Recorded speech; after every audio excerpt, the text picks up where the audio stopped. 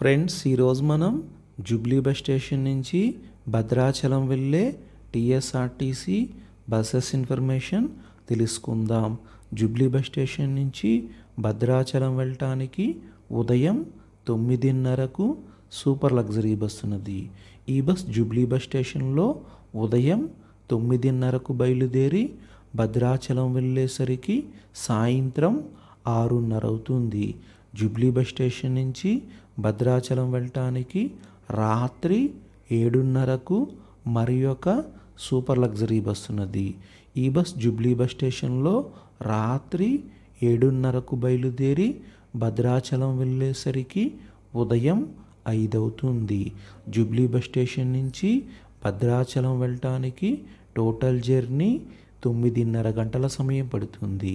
Jubilee bus station నుంచి భద్రాచలం వెళ్ళటానికి bus ticket 650 రూపాయలుగా ఉంటుంది.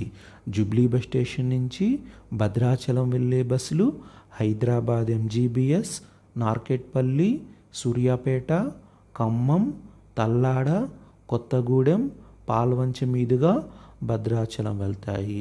జూబ్లీ బస్ స్టేషన్ నుంచి భద్రాచలం వెళ్ళటానికి ఉదయం 9:30కు రాత్రి 7:30కు బస్ ఫెసిలిటీ ఉన్నది. జూబ్లీ బస్ స్టేషన్ నుంచి భద్రాచలం వెళ్ళటానికి బస్ టికెట్ 650 రూపాయలుగా ఉంటుంది.